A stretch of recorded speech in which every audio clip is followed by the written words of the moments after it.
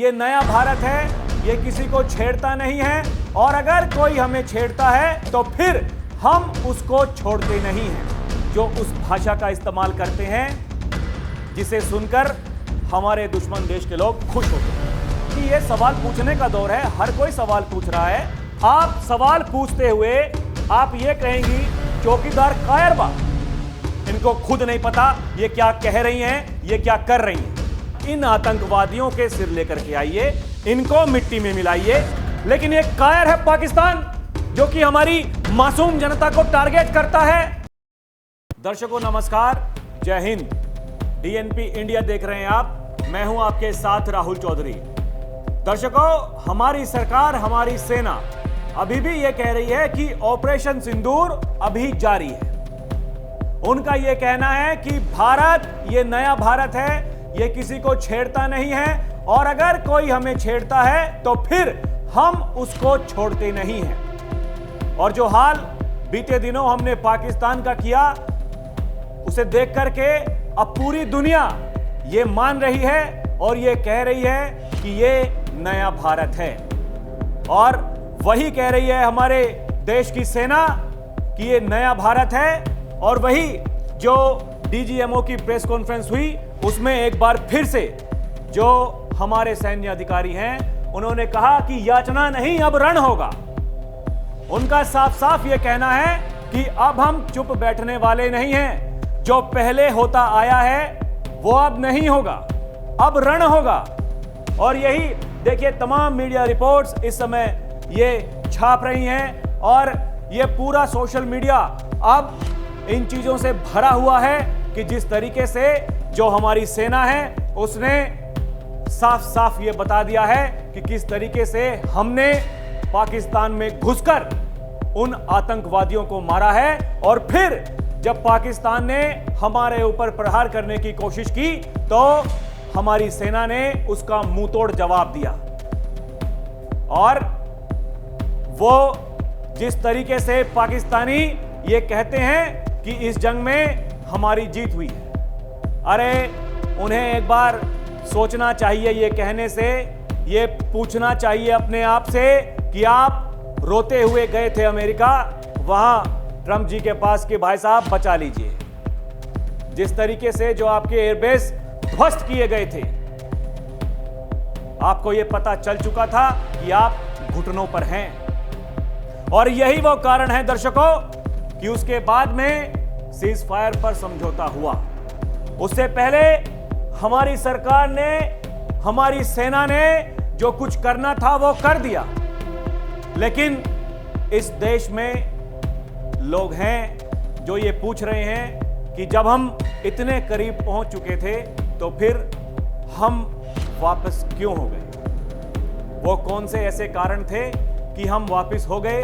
हमने जो कहा था, हम जो काफी दिनों से कहते आ रहे हैं, कई सालों से ये कहते आ रहे हैं कि हमारा निशाना कुछ और है। जब हम उसके इतने करीब पहुंच गए थे तो फिर हम पीछे क्यों हट गए। और सवाल, सबसे बड़ा सवाल यह है दर्शकों कि ये पाकिस्तान हमारे सामने कुछ भी नहीं है और हम जो हमारी ताकत है वो पूरी दुनिया ने देख ली। जिन खिलौनों के सहारे ये पाकिस्तान कह रहा था, गीदड़ धमकी दे रहा था कि हम भारत के खिलाफ प्रहार करेंगे, लेकिन हमने जिस तरीके से, चाहे वो चाइनीज आइटम हो या फिर तुर्की के हो, ये कहा हमारी सेना ने, सबको ध्वस्त कर दिया। लेकिन केवल सवाल इतना सा है दर्शकों, जो आप लोग, इस देश की जनता, वो सब ये पूछ रही है कि बात हमारी और पाकिस्तान की थी तो ये भाई साहब, ये ट्रंप साहब ये बीच में क्यों आ गए। इसका जवाब देंगे हमारे देश के प्रधानमंत्री, इसका जवाब देगी हमारी सरकार। लेकिन अगर मैं लेकिन शब्द इस्तेमाल कर रहा हूं दर्शकों, वो लेकिन शब्द इसलिए कि यहां इस देश में रहने वाले लोग जो उस भाषा का इस्तेमाल करते हैं जिसे सुनकर हमारे दुश्मन देश के लोग खुश होते हैं, वो ऐसा क्यों करते हैं। जी हां, मैं बात कर रहा हूं भोजपुरी गायिका नेहा सिंह राठौर की। हम ये देख रहे हैं जब से पहलगाम हमला हुआ, हालांकि उससे पहले भी वो उनकी आदत में शुमार है, वो लगातार सरकार का विरोध करती रहती हैं। आप कीजिए। आप कहती हैं कि सवाल पूछने से आपको रोका जा रहा है। अरे आप नहीं रुक रही हैं। और सबसे बड़ी बात यह दर्शकों कि जो रट इन्होंने उस दिन से लगा रखी है कि जब प्रधानमंत्री बिहार गए थे, वहां जाकर के पूरी दुनिया को बताया था कि हम ठोकेंगे इन आतंकवादियों को, इन आतंकवादियों के आकाओं को। तो फिर सवाल ये पूछती है नेहा राठौर कि वो जगह बिहार ही क्यों चुनी गई थी। ये आप सभी को पता होगा दर्शकों, और अगर नहीं पता है तो फिर भी ये बताना बहुत जरूरी है, क्योंकि वो कार्यक्रम पहले से तय था। वो तय कार्यक्रम था। उसके बाद भी प्रधानमंत्री कई जगहों पर जाकर के जो उनके कार्यक्रम हैं उनमें वो गए। वहां जाकर के उन्होंने जनता को संबोधित भी किया। और जिस दिन हमने ऑपरेशन सिंदूर किया उससे 3 घंटे पहले प्रधानमंत्री एबीपी समिट में गए थे, वहां जाकर के भाषण दिया था। किसी को यह नहीं लग रहा था कि प्रधानमंत्री या फिर हमारी सेना की क्या प्लानिंग है, वो क्या करने वाले हैं। लेकिन वही जो लोग कहते हैं कि प्रधानमंत्री मोदी को जाना जाता है, वो सबको चौंकाते हैं। सवाल लोग पूछ रहे हैं, उनके जवाब उनको मिलेंगे। लेकिन दिक्कत इस बात की है दर्शकों कि ऐसी भाषा का इस्तेमाल यहां भारत देश में कैसे हो सकता है। जो भारत से प्यार करने वाले लोग हैं, यहां की जमीन से मोहब्बत करने वाले लोग हैं, वो इसे कैसे बर्दाश्त कर सकते हैं। सवाल ये है दर्शकों, ये जो मोहतरमा है, अब देखिए इनका एक नया ट्वीट आया है जिसमें ये कहती हैं चौकीदार कायरबा। एक गीत गाया है इन्होंने, उसमें जो तबला वादक है इनका, उसने तबला भी बजाया है। और ये गीत गा करके इन्होंने सोशल मीडिया पर पोस्ट किया है, जिसमें ये कह रही हैं कि किन शर्तों पर, किन कारणों को देखते हुए सीज फायर किया गया। ये सवाल ये पूछ रही हैं। सवाल इस देश के बहुत लोग पूछ रहे हैं दर्शकों, लेकिन क्या आप इन शब्दों का इस्तेमाल कर सकते हैं? चौकीदार कायरबा, #सीज फायर। सवाल बस इतना सा है दर्शकों, ये विवेक तो इतना तो सभी के भीतर होता है। और जब आप वीडियो पोस्ट कर रही हैं, वीडियो है बकायदा, इसके अलावा एक और इन्होंने जो ट्वीट किया कि इनकी सारी लड़ाई बिहार चुनाव जीतने की है, लेकिन मैं एक बार फिर से कहूंगी कि बिहार का चुनाव बिहार के स्थानीय मुद्दों पर होना चाहिए, इनकी लाल आंखों और 56 इंच की छाती पर नहीं। एक मीडिया रिपोर्ट का हवाला देते हुए ये उसको अपनी पोस्ट को यहां पर ये ट्वीट करती हैं, लिखती हैं, क्योंकि इस मीडिया रिपोर्ट में कहा गया है कि मोदी जी का कहना है वहां से गोली चलेगी तो यहां से चलेगा गोला। लेकिन इनकी वही रट पुराने वाली कि ये सब कुछ बिहार चुनाव के लिए किया जा रहा है। अगर पहलगाम में नरसंहार हुआ तो वो बिहार चुनाव के लिए किया गया। इनके ऐसे सवाल हैं। एक और ट्वीट ये करती हैं और ये कहती हैं, मैं वही कह रहा हूं दर्शकों, क्योंकि ये सवाल पूछने का दौर है, हर कोई सवाल पूछ रहा है।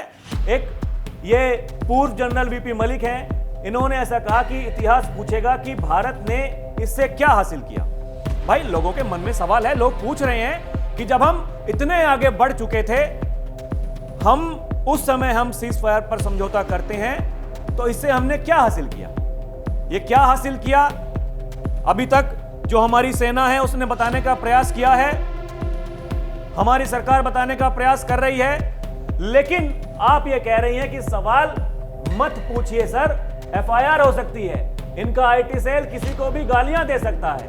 अरे भाई साहब, सवाल पूछने का तरीका होता है। आप सवाल पूछते हुए आप ये कहेंगी चौकीदार कायरबा,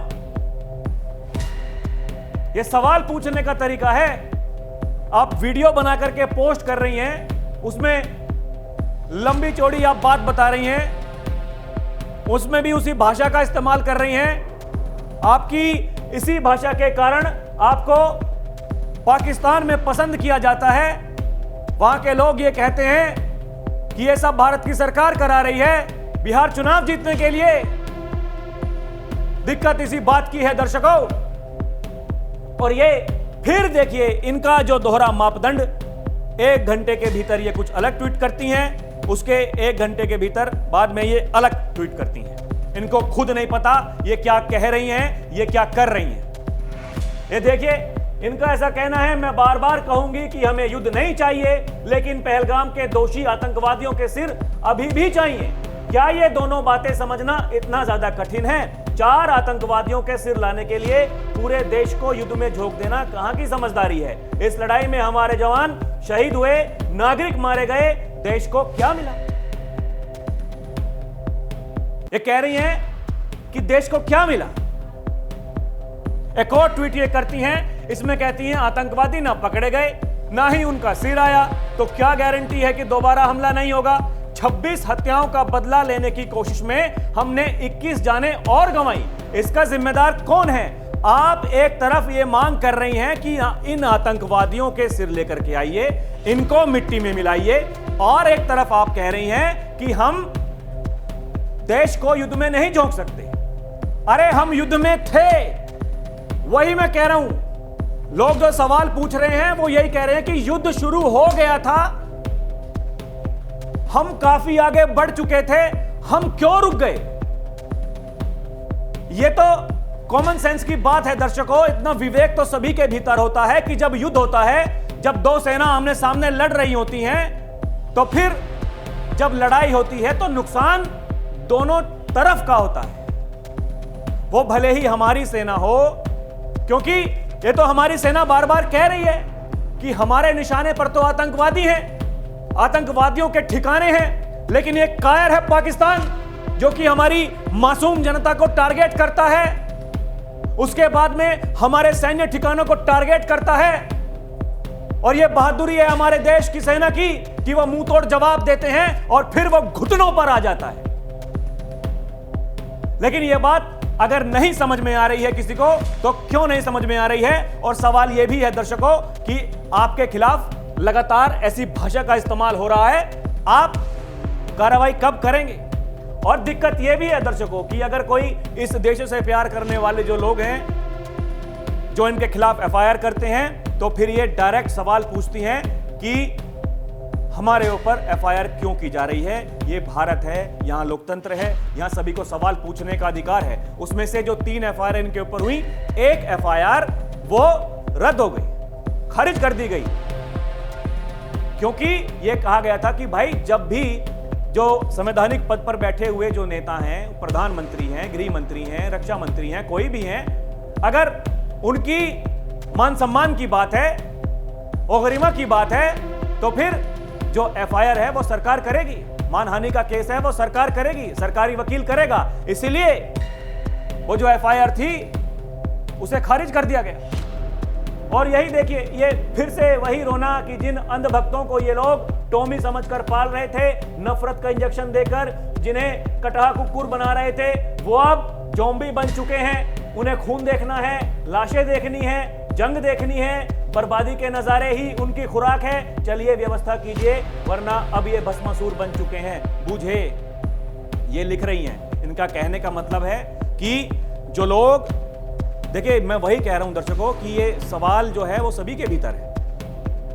जो लोग बीजेपी को पसंद करते थे, जो लोग इस देश की सरकार जो बीजेपी की सरकार है, जो लोग प्रधानमंत्री मोदी को पसंद करते थे, सवाल वो भी पूछ रहे हैं, वो भी कह रहे हैं कि हमें पीछे नहीं हटना चाहिए था। लेकिन मैं इनकी बात कर रहा हूं, एक तरफ ये कहती हैं कि हमें युद्ध नहीं चाहिए, एक तरफ ये कहती हैं कि हमें लाशें नहीं देखनी है, हमें जंग नहीं देखनी है। तो फिर जो मांग आप कर रही हैं वो तो ऐसे ही पूरी होगी, क्योंकि आतंकवादियों का गढ़ है पाकिस्तान। जब हम जाकर के वहां आतंकवादियों को ठोकेंगे, वो कायर फिर दोबारा से पलटवार करता है, उसका जवाब देती है हमारी सेना। मैं वही कह रहा हूं, ऐसी घड़ी जब होती है, जब दोनों सेना आमने सामने होती हैं, नुकसान दोनों तरफ का होता है, एक तरफ ज्यादा होता है, एक तरफ कम होता है। वही बताया है, जो हमारी सेना है वही बताने का प्रयास कर रही है कि 100 से ज्यादा हमने आतंकवादियों को मार गिराया है। कम से कम 40 उनके सैन्य अधिकारी, उनके सैनिक हैं जिनको हमने मार गिराया है। नुकसान तो होगा। तो मैं वही कह रहा हूं, जो लड़ाई लड़ेगा भाई नुकसान तो उसको सहना पड़ेगा। ये दो तरफा बात करके आप किस तरीके से बच सकती हैं? ये देखिए, मैंने तो 3 साल पहले ही सचेत कर दिया था, आप लोगों ने ध्यान ही नहीं दिया। खैर जाइए, मेरे YouTube चैनल को सब्सक्राइब कराइए। चैनल का नाम नेहा सिंह राठौर है। मैं आगाह करती रहूंगी। जुमलेबाज रजऊ, जुमलेबाज यहां भी ये जो देश के प्रधानमंत्री हैं उनको कह रही। आगे बढ़ते हैं। ये देखिए, एक और इन्होंने जो ट्वीट किया कि हमारे मोदी जी विदेश यात्राओं में इतने बिजी रहते हैं, उन्हें एक बार भी मणिपुर जाने का वक्त नहीं मिला। इन विदेशी यात्राओं से भारत को क्या फायदा हुआ? इस वक्त कितने देश भारत के साथ खड़े हैं? अरे भारत के साथ जो खड़े थे वो खड़े थे, उन्होंने बता दिया कि भाई करिए जो कुछ करना है, ठोके, कोई किंतु परंतु है नहीं। मणिपुर की बात कर रही हैं आप, देश के गृह मंत्री जिनके अंडर में जो गृह मंत्रालय आता है वो गए थे। आज वहां मणिपुर वो केंद्र शासित प्रदेश है, अपनी ही सरकार को बर्खास्त किया। और ये बातें जो की जाती हैं, ये देखिए, ये सीज फायर के लिए नेहरू जी को जिम्मेदार बताने वाला ट्रेंड कब शुरू होगा, एनी अपडेट, यानी वही जो लोग, ये देखिए, लोग तो ये कहेंगे ना कि भाई पहले क्या हुआ था, अब क्या हो रहा है। सोशल मीडिया का जमाना है, ग्रोक का जमाना है, एआई का जमाना है, सब कुछ मिल जाता है। तो वही हमने भी ये जानने की कोशिश की कि भाई देश के प्रधानमंत्री मोदी जब जब विदेशी दौरों पर गए हैं तो वो क्या करके आए, क्या कुछ किया भी है या फिर केवल चाय बिस्किट खा करके आ गए। जो ये कहती हैं मोहतरमा, इनके जैसे लोग जो कहते हैं कि महंगे महंगे सूट पहनते हैं, तो फाइटर जेट्स में जाते हैं, महंगे हेलीकॉप्टर में घूम रहे हैं, तो वहां जाकर के कुछ हुआ भी कि नहीं। तो हमने भी पूछा और जो उत्तर आया वो ये है, मैं पढ़ के बता रहा हूं आपको दर्शकों, कि मोदी की विदेश यात्राएं 2014 से 2023 तक 72 दौरे, 65 देश, भारत के लिए आर्थिक, सामरिक और कूटनीतिक रूप से लाभकारी रही हैं। निवेश, रक्षा, सौदे और वैश्विक मंचों पर भारत की बढ़ती भूमिका इसके प्रमाण है। हालांकि खर्च और कुछ विवादों के कारण इनका प्रभाव मिश्रित रहा। दीर्घकालिक लाभ जैसे आत्मनिर्भरता और वैश्विक नेतृत्व भारत को एक मजबूत स्थिति में ले जा रहे हैं। ये मैं अपने मन से नहीं कह रहा हूं, वही मैं कह रहा हूं दर्शकों, ये एआई का जमाना है, ये ग्रोक का जमाना है, यहां कोई किंतु परंतु है नहीं। आप सवाल पूछिए, उत्तर आपको तुरंत मिल जाएगा। जो सवाल आप पूछ रही हैं वो सारे उत्तर आपको मिल जाएंगे, लेकिन आपको कोशिश ही नहीं करनी है। आपको केवल एक एजेंडा चलाना है, और ऐसा एजेंडा चलाना है जिसको दुश्मन देशों में पसंद किया जाता है। इसीलिए आप वहां पर पसंद की जाती हैं, वहां पर आप ट्रेंड करती हैं। ये सब कब तक चलता रहेगा? ऐसे लोग जो आधा फ्रंट यहां इसी भारत में रह रहा है, ये सब कब तक चलता रहेगा? ये सवाल है दर्शकों, और इन सवालों का जवाब कब मिलेगा कब नहीं पता नहीं, लेकिन उम्मीद है कि प्रधानमंत्री वो इन सवालों के जवाब तो जल्द देंगे कि क्या हुआ था, क्या नहीं हुआ था ऑपरेशन सिंदूर में। हालांकि हमारी सेना बता चुकी है, लेकिन लोग जो सुनना चाह रहे हैं कि भाई प्रधानमंत्री जी क्या कहेंगे, ये बड़ी बात है। लेकिन इनके साथ में ये ऐसे लोग दर्शकों, ऐसे लोग जो नेहा सिंह राठौर जैसे लोग यहां भारत में रहकर के एजेंडा चलाते हैं, इनका इलाज कब होगा? अभी के लिए इतना ही। आप देखते रहें DNP इंडिया, हर खबर भरोसे के साथ। नमस्कार, जय हिंद।